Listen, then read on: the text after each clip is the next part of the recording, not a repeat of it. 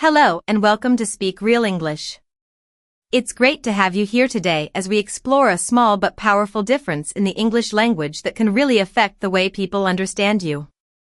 Let's talk about the phrases to know and to know of.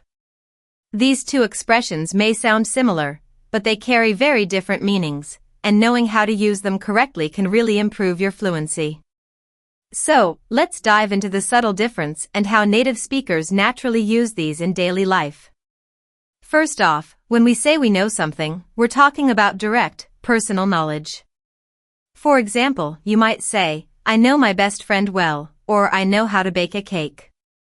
This shows that you have experience with something or someone and that you're personally familiar with them.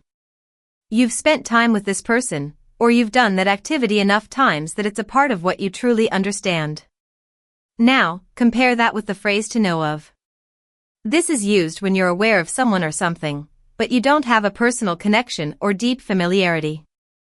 For example, I might say, I know of a singer named Adele, meaning I've heard of her, I'm aware of who she is, but I've never met her and I don't have a personal relationship with her.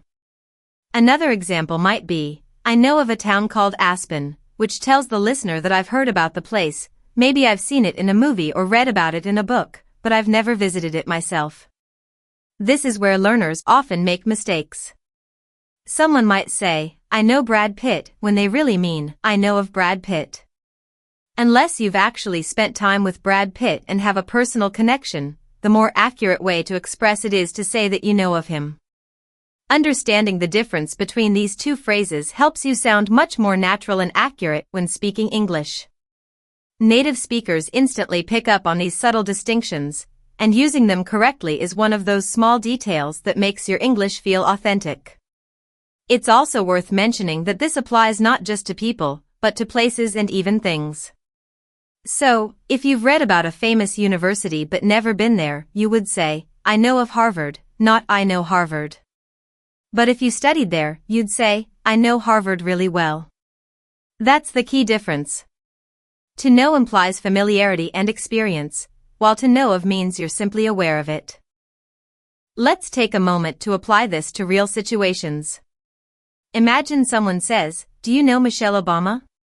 If you've only seen her in interviews or read her book, the correct reply would be, I know of her. But if you actually met her and had a conversation, then yes, you could say, I know her. This kind of accuracy is very important in English and helps avoid confusion or sounding unnatural. And what about places? Let's say someone mentions Tokyo. If you've never been to Japan but you've read articles or seen travel videos, you'd say, I know of Tokyo. But if you've walked the streets, visited the temples, and eaten the food there, you can confidently say, I know Tokyo. There's another subtle point. Saying I know of someone can sometimes imply that you're aware of their reputation, their work, or their public presence. So for instance, I know of Dr. Jane Goodall suggests that you're familiar with what she does, maybe her role in wildlife conservation, even if you've never seen her in person. This kind of usage helps you be precise in your conversations and sound more respectful and thoughtful in English. Let's also touch on social situations. Suppose someone asks you, do you know Rachel from the finance department, and you've seen her around but never spoken with her? You could say, I know of her. It tells the other person that you recognize the name or the face, but there's no deeper connection. Now let's go even deeper with examples that native speakers use in daily life. Imagine someone talking about a famous chef. They might say, I know of Gordon Ramsay. I've watched his shows. That's completely natural. They're not pretending to have met him. But if someone says, I know Gordon Ramsay, the implication is that they've met him personally. This distinction can even affect the way people perceive your honesty or credibility in a conversation. Let's not forget about using to know of with events or ideas too. For example, I know of the event, but I'm not attending, or I know of that theory, but I haven't studied it in detail. These are excellent ways to show that you are aware, but not deeply involved. So now, as you're listening to English or speaking it, try to catch when people use know versus know of. This small shift can really help elevate your fluency. Pay attention to it in podcasts, interviews, TV shows, or even YouTube videos. You'll start to notice how native speakers make this distinction naturally, and the more you observe, the more naturally it will come to you too. Remember, becoming fluent isn't about memorizing endless grammar rules.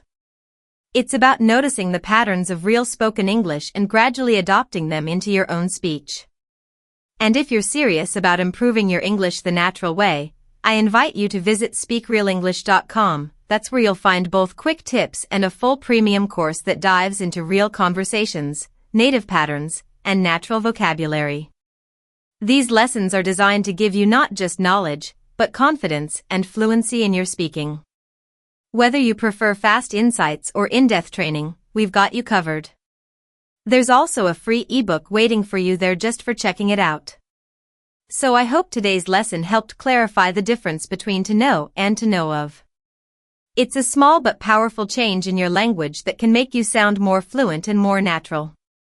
And if you're from anywhere interesting like Mongolia or Brazil or Egypt, let us know in the comments and tell us what we should know of your country. It's always amazing to hear where our English learners come from. Thanks again for being here, and keep learning, keep listening, and keep speaking real English. I'll catch you next time.